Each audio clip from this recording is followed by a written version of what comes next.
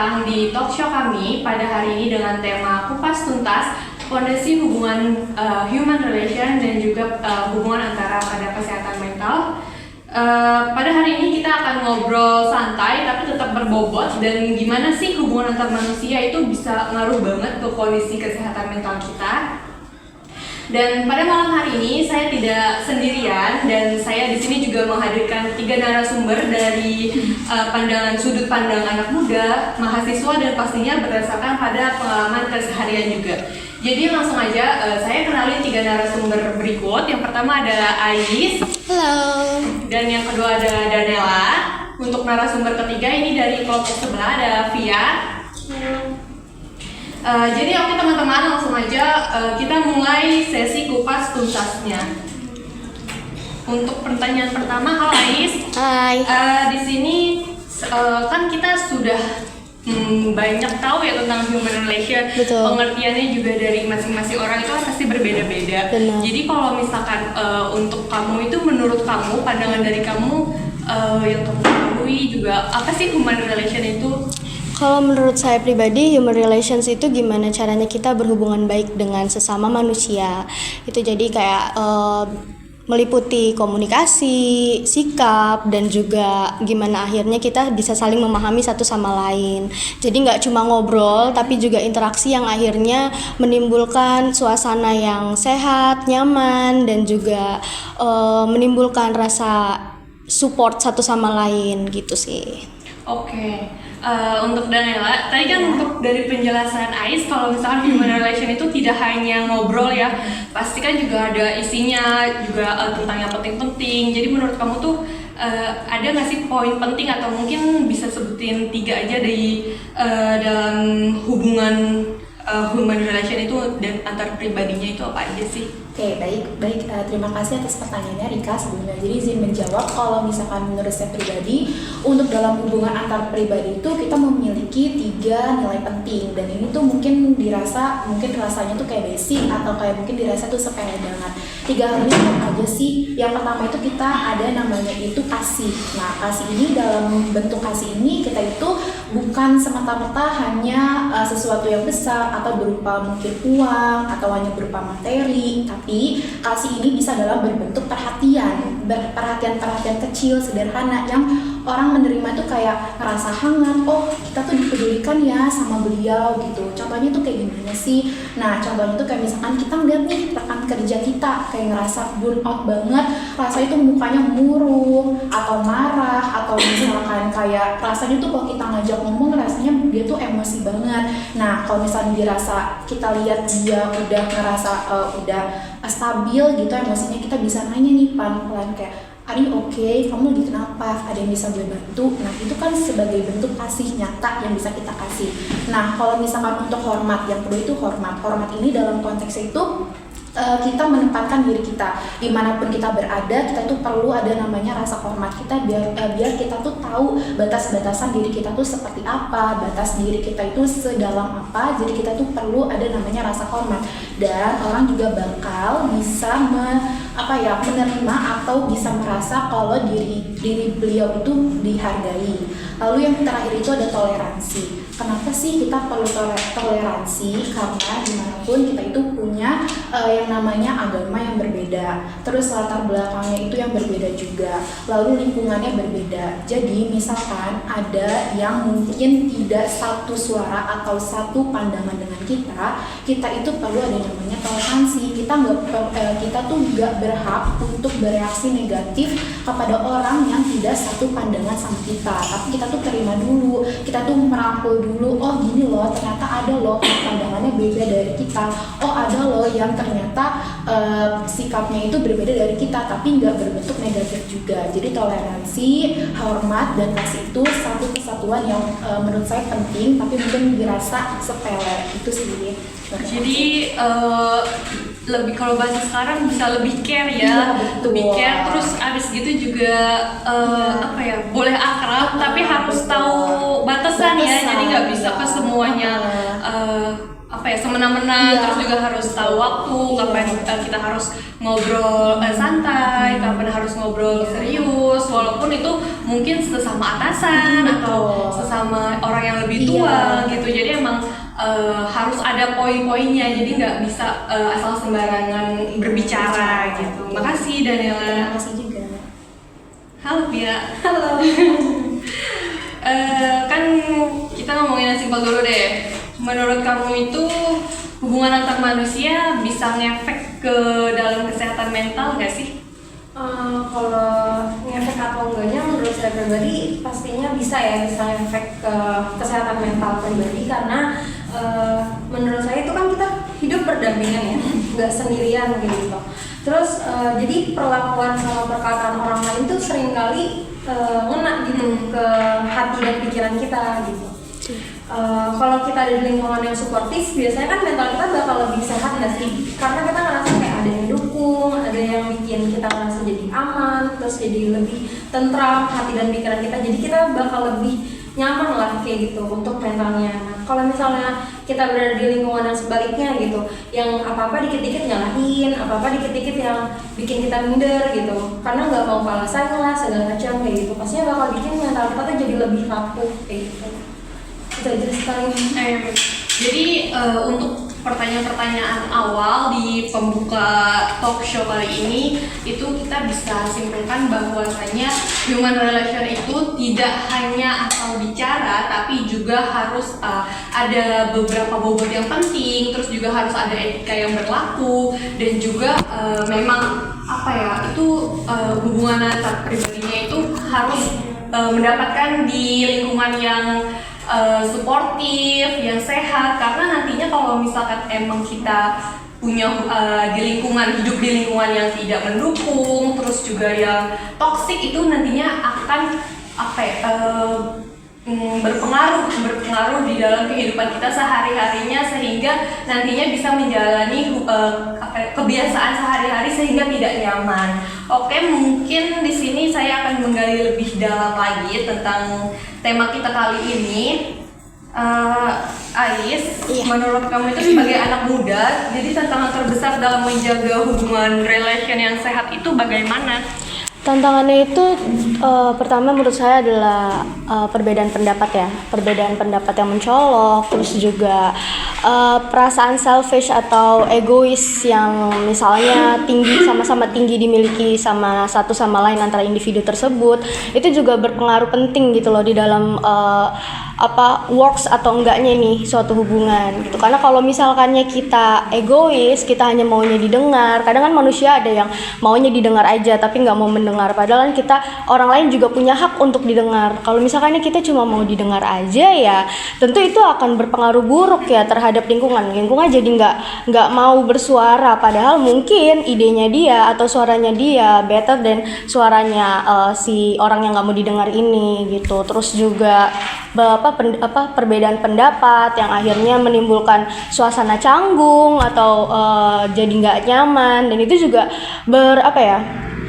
itu juga akhirnya bisa mempengaruhi lingkungan di sekitarnya. Kayak kalau misalkannya kita bertengkar, kalau misalkannya saya bertengkar dengan teman saya, otomatis teman-teman yang lainnya juga akan merasa tidak nyaman, merasa canggung gitu, dan merasa bahwa akhirnya punya pandangan perspektif yang beda-beda gitu. Misalnya kalau si A lebih dukung si B, si C lebih dukung si D, dan akhirnya ya itu membentuk suatu hubungan yang nggak bagus. Dan ya kalau misalnya anak zaman sekarang bilang tuh kayak kubu-kubuan gitu, nah itu juga bisa bikin human relations tuh jadi berantakan gitu. Jadi tantangannya di situ sih, gimana pinter-pinternya kita dalam membangun suatu hubungan, gimana kita mengelola suatu informasi yang akhirnya nggak menimbulkan miskomunikasi gitu. Karena kan kalau misalnya orang itu kadang nggak punya pikiran yang sama.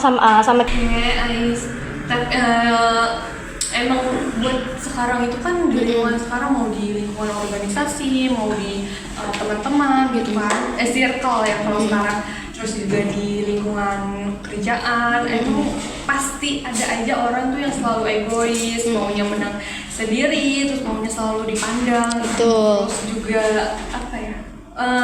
lebih ke yang bisa sampai salah informasi juga kan. Karena ya kita kan juga nggak tahu ya, orang tuh pasti mau ada aja yang cari muka kayak gitu. Jadinya dari informasi yang paling atas itu tadinya harusnya dia menginformasikan agak udah dirinciin secara rapi, secara teratur agar tidak ada kesalahpahaman, tapi untuk sampai ke staf yang paling bawah itu pasti nanti ada kesalahpahaman karena ya mungkin ya oknum-oknum ini yang nggak terlalu beres dan nggak terlalu amanah buat nyampein informasi tersebut gitu.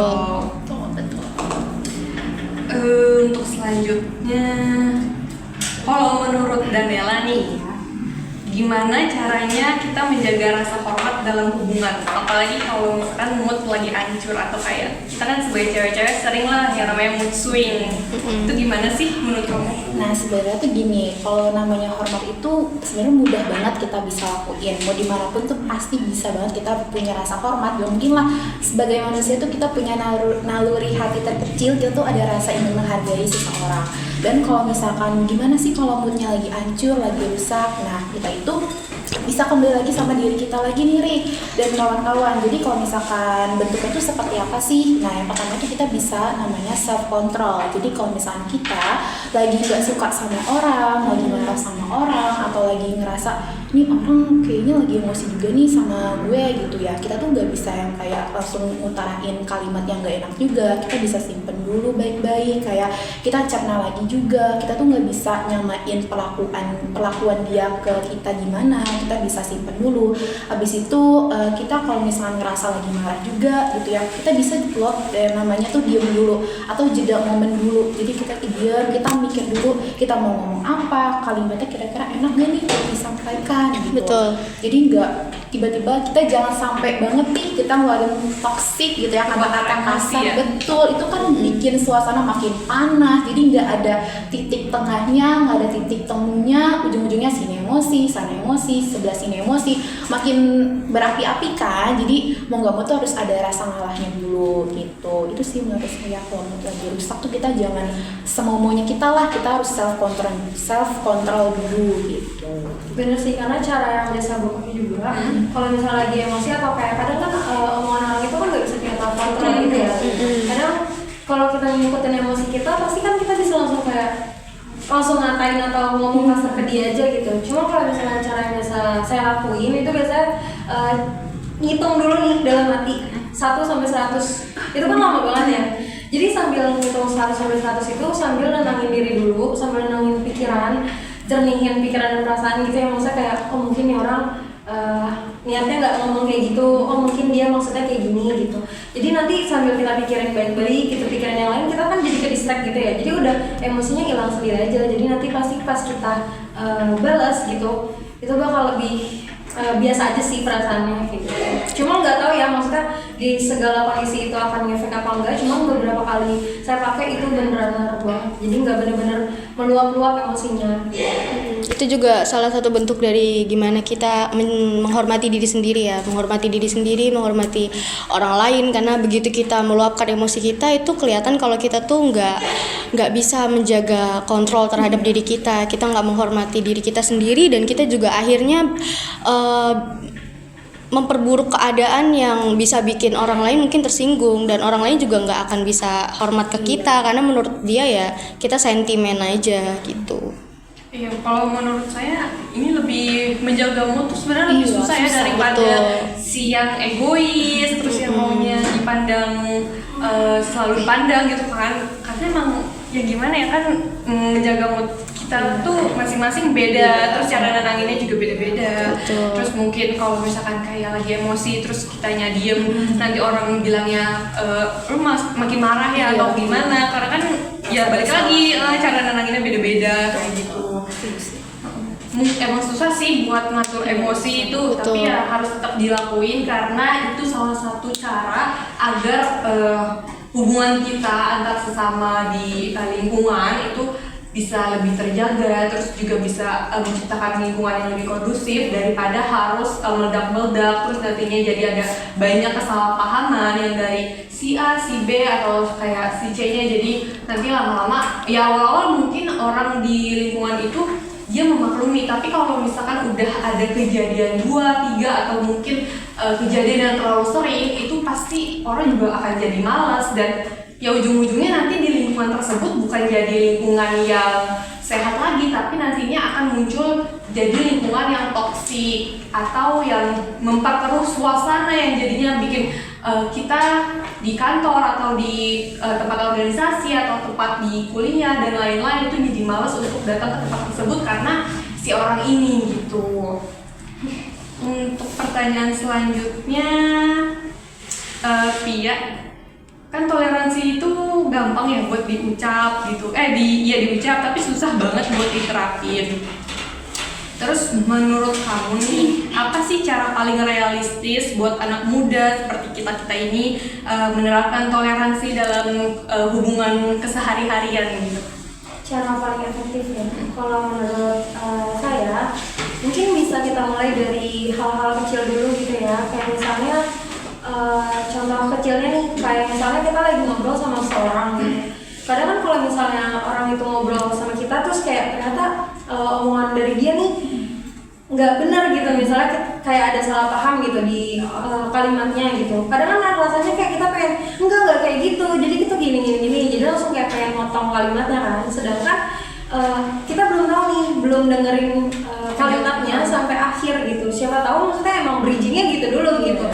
Kita nggak tahu nanti dia akhirnya bakal ngomong gimana. Makanya biasanya tuh lebih baik kalau misalnya kita lagi tektokan sama orang, lagi ngobrol sama orang, lagi komunikasi sama orang lain gitu, usahain sih buat dengerin sampai akhir dulu ya, kayak gitu, karena biar nggak ada kesalahpahaman kayak gitu. Karena itu menurut saya itu termasuk salah satu toleransi juga, karena biasanya kan kalau misalnya kita ngobrol kita nggak harus selalu sama-sama satu pendapat gitu kan ya, nggak harus sama-sama saya setuju dia setuju kayak gitu, nggak harus kayak gitu. Karena kalau misalnya kita berbeda pendapat pun nggak masalah, justru malah akan membuka banyak pikiran gitu kan. Oh ternyata kayak gini juga benar, kayak gini juga benar, kayak gitu kan. Karena kalau misalnya kita ngobrol kita malah jadi nambah wawasan juga kayak gitu. Jadi intinya gitu sih, kalau misalnya menurut saya tuh masalah tuh nggak selamanya datang dari perbedaan pendapat, tapi dari kesalahpahaman biasanya ya. Karena salah satunya tadi, kalau misalnya orang belum selesai ngomong kita udah potong, itu kan bisa jadi kesalahpahaman kayak gitu.